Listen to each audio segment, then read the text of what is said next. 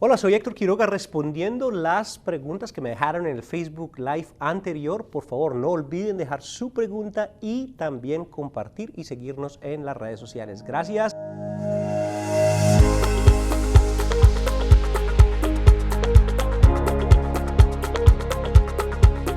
La pregunta es la siguiente, me dicen, abogado Quiroga, ¿qué es lo más importante a la hora de presentar la entrevista para la ciudadanía? Bonita pregunta y pues difícil hasta cierto punto porque me dice que es lo más importante. Te voy a contar qué es lo importante y sucintamente, pero aconsejo que tu abogado pues te expliquen qué es lo que va a pasar. Con eso te puedes preparar para la entrevista un poco más. De todas formas, es importante que también hagas una consulta para saber que tu aplicación esté bien y que no vayas a cometer algún error allí que de pronto sea un poco peligroso. Pero bueno, ¿qué vamos a hacer? Bueno, ¿qué es lo más importante o lo importante, digamos? Lo importante es que vayas a la entrevista. Si no vas a la entrevista, pues obviamente pierdes. Entonces es supremamente importante que vayas para no perder tu entrevista, tu tiempo, tu dinero. Importante que vayas. Primero. Segundo, tienes que llevar ID. Cuando vas a entrar al edificio, usualmente es un edificio federal, ahí te van a pedir tu identificación. Quieres saber que eres tú la persona que somete la petición y por eso pues la tienes que hacer. Lo primero. Lo segundo, tienes que mostrar documentos originales. ¿Qué documentos son? Todo lo que sometiste con tu aplicación, ellos quieren que traiga los originales simplemente porque si tienen una pregunta de si el documento es un fraude o no, quieren mirar el original y llevas también copias por si quieren sacar otra copia ahí mismo, la puedes dar sin problema. Bueno. Obviamente ahí te van a hacer preguntas de la aplicación, te van a hacer preguntas raras como si has matado a alguien, si has cometido un crimen y te van a hacer el examen de inglés y el examen cívico, entonces tienes que ir preparado. Son las cosas como más importantes. Obviamente hay mucho más, quiero que por favor lo sepas y pues aprecio bastante que sigan las preguntas, que por favor lo compartas, que te ayude, que hagas una consulta si quieres que miremos el archivo para saber si vas a tener una buena adjudicación o cuáles son las posibilidades de ganar o no. La pregunta es la siguiente, me dicen, mi esposo es ciudadano y yo soy residente americana. Quiero saber cuál es la diferencia entre los impuestos estatales y federales y si tenemos que pagar impuestos juntos o separados. Muchas gracias. Bueno, bonita pregunta. La diferencia entre los impuestos estatales y federales, pues uno se los debe al Estado y los otros se los debe al gobierno federal. Hay ciertos tipos de estados como Idaho, por ejemplo, que te cobra algún tipo de impuesto por ingresos. Hay otros tipos de impuestos que no son cobrados solamente por el gobierno federal. Entonces depende de dónde vives, pero cada estado tiene sus propios impuestos, más los impuestos federales que los tienen también pues el gobierno federal. ¿Se los deben meter juntos o separados? Bueno, la respuesta es un poco difícil porque tenemos que tener consideraciones económicas de impuestos y también hay consideraciones migratorias. La cuestión de impuestos y financiera, quiero que lo hables con un contador. Como abogado te puedo explicar la ley de contaduría, cómo es, pero sin embargo es mejor que mires con un contador. La ley de migratorio o el efecto migratorio te lo voy a explicar yo aquí. ¿Qué pasa? Cuando te vayas a ser ciudadana, dices que tú eres residente y eres americano, cuando te vas a ser ciudadana, ellos te van a preguntar, bueno, ¿cómo arreglaste? Si arreglaste por intermedio de él, ellos van a decir, ¿este matrimonio fue en buena fe o no? ¿Qué pasa? Una de las cosas que una pareja hace es, pues se casa y mete impuestos juntos, porque pues es lo que muestra que realmente hay una sociedad conyugal legal, una sociedad conyugal en buena fe. Usualmente es así. Sin embargo, por puntos financieros, a veces es mejor meter los impuestos separados. A veces una persona no quiere meter los impuestos del matrimonio, digamos, el esposo no los quiere meter y la esposa sí los quiere meter, entonces ella se fuerza a meterla ella sola. Son cosas así, son cuestiones que hay que mirar financieramente. Pero migratoriamente como tal, no hay una regla que diga que tú tienes que someter impuestos, no es así. Simplemente es importante pues, que sepas que muestra buena fe, es todo. Pero de todas formas, buscando buena fe, si tienen hijos, pues ahí está. La pregunta del día de hoy me dicen, buenos días abogado, mi hija lleva 20 años en Estados Unidos, tiene 40 años, ella es ciudadana americana, está casada y tiene sus hijos acá. Quiero saber si ella me puede pedir. Yo vivo viviendo aquí en Las Vegas por muchos años. Muchas gracias. Muchas gracias. Bueno, si tu hija es ciudadana y es mayor de 21, dices que tiene 40, ella te puede pedir. La pregunta va a ser ¿cómo entraste al país? Dices que vives en Las Vegas.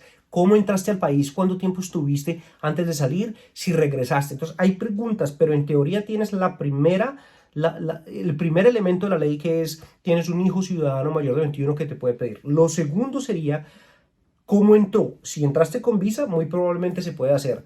Si no entraste con visa, ¿en dónde están tus padres? Es decir, los abuelos de tu hija, tus padres, y qué estatus tienen. Eso sería una pregunta pues, que me gustaría saberlo. Entonces, por favor, si quieres hacer una consulta, la puedes hacer. Abogado Quiroga en todas las redes sociales. La pregunta del día de hoy es la siguiente. Me dicen, abogado, ¿qué es lo más importante a la hora de presentarse en la entrevista para la ciudadanía? Muchas gracias. ¿Qué es lo más importante? Lo más importante es una pregunta un poco difícil, ¿no? Pues bueno, nos tenemos que presentar, tenemos que saber las respuestas del examen, pero yo creo que lo más importante de todo es como tener el conocimiento, haber revisado la aplicación, saber que lo que escribimos es algo que sea correcto y si hay algún tipo de problema, pues corregirlo, es todo, ¿no? Entonces a mí me parece hasta cierto punto importante que nosotros miremos eso para poderlo saber, que es lo más importante, es como estar relajados, saber que nos sentimos preparados y de todas formas ir con la intención de realmente de hacer una cosa bonita, ¿no? De realmente estar mirando que vamos a darle pues el respeto a la bandera de los Estados Unidos. Yo creo que esto es ante todo una de las cosas que están así. Hay muchos detalles que es importante que lo sepan, cómo entramos al edificio, que debemos tener la ID, que tenemos que tener algunos documentos originales, ¿sí? De pronto hay personas que pueden evitar tener el examen si hay un waiver médico, bastantes otras cosas que pronto van a ser importantes dependiendo de esto, pero lo más importante yo creo es que tengamos un proceso serio, que lo estudiemos y que le demos la seriedad y la honorabilidad que se merece. La pregunta de hoy es, bueno, abogado, ¿cuándo puedo yo realmente aplicar para la ciudadanía? ¿En 3 años o en 5 años? Muchas gracias. Bueno, no me dice la pregunta exactamente tu condición. La ciudadanía se puede aplicar en diferentes tiempos dependiendo de cómo adquirimos la residencia. Entonces recordemos que para pedir la ciudadanía, primero tenemos que ser residente de los Estados Unidos. Para pedir la ciudadanía, primero tenemos que ser residente de los Estados Unidos, así sea por 1 minuto. Es importante. ¿Por qué? Porque a veces si somos hijos de ciudadanos, primero nos hacemos residente y ahí en ese momento somos automáticamente ciudadanos. Entonces es un proceso que hay que mirarlo detenidamente. Pero sucintamente, si tú adquieres la residencia por intermedio de un matrimonio con un ciudadano y estás viviendo con el ciudadano por más de 3 años, puedes aplicar a los 36 meses.